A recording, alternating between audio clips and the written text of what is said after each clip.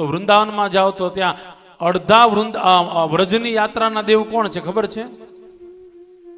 અડધી વ્રજની યાત્રાના દેવ મહાદેવજી છે. ત્યાંના બ્રાહ્મણો પાસે સાંભળો, આપણું શાસ્ત્ર એમ કહે છે વ્રજમાં જાઓ અને 2 શિવલિંગના દર્શન ન કરો તો વ્રજની યાત્રા અધૂરી ગણાય. એક તો વૃંદાવનમાં રહેલા ગોપેશ્વર મહાદેવ ગયા તા કે નહીં? કઈ નહીં, બીજી વાર જઈ આવજો.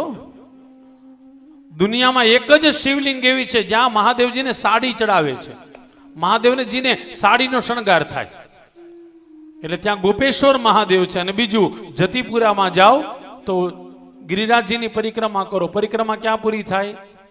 મહાદેવજીના મંદિરે. એનું નામ છે ચકલેશ્વર મહાદેવ. વાસ્તવમાં ઓરિજિનલ નામ એનું શું છે? ચક્રેશ્વર મહાદેવ. આ પહેલા દિવસે એટલા માટે કહું કે આપણે થોડું થોડું જાણીએ, અને મને બહુ મજા આવે. આ લોકોએ જાણવા માટે કથા કરી છે કે કાંઈક અમારે નવું નવું જાણવું છે. એટલે વ્રજમાં જાઓ તો આ 2 પ્રસિદ્ધ મહાદેવજી છે. એમ કે અડધા વ્રજનું ફળ જોતું હોય તો આ બંને મહાદેવના શરણે જવું જોઈએ. મહાદેવને પગે લાગો, પછી આપણી આ વ્રજ યાત્રા સિદ્ધ થાય છે. સવારે આપણે બધાએ ગાયું ને, શ્રીજી બાબાએ આંગણે અવસર આવ્યો. આજે બહુ સરસ મજાની વાત કહું, સાંભળો. એ વૈષ્ણવોના ઘેરે કઈ મનોરથ થાય, કોઈ ઉત્સવ થાય, એમાં મહાપ્રભુજીની, શ્રીજી બાબા યમુનાજીની તો કૃપા હોય જ, પણ સાથે સાથે મહાદેવજીની પણ કૃપા હોય છે.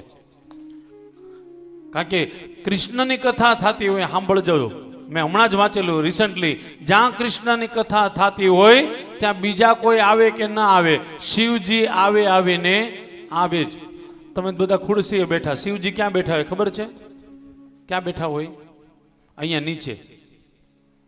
એટલા માટે આપણે પરિક્રમા કરીએ ને તો દંડવત અમને હંમેશા અહીંથી થાય, અહીંયાથી ન થાય, સામેથી ન થાય, અહીંયાથી દંડવત થાય છે. તમે જોજો દુનિયામાં ગમે ત્યાં ભાગવતજી હોય, રામાયણજી હોય, દંડવત હંમેશા શાસ્ત્રીજીના જમણી બાજુથી, ત્યાંથી જ દંડવત કરવામાં આવે. કારણ કે જેટલા પણ ભગવાનના ભક્તો છે એ ભક્તો બધા આ બાજુ બિરાજે છે. ભક્તમાલ ચરિત્રમાં લખેલું છે, જે જગ્યાએ પોથીજી પધરાવી હોય આ બાજુ બધા ભક્તો બેસીને કથા સાંભળે છે, નીચે બેસીને સતત ઠાકોરજીનું સ્મરણ કરે છે અને કથા સાંભળે છે. ભક્તમાલ ચરિત્રમાં લખેલું છે. તમને પણ કહું છું, કથા સાંભળજો, કારણ કે આ કથા કોઈ સામાન્ય નથી. એક વાત ચોક્કસ કહીશ, ઘણી વખત એવું બનતું હોય આપણને મળી જાય ને પછી એની વેલ્યુ નથી રહેતી.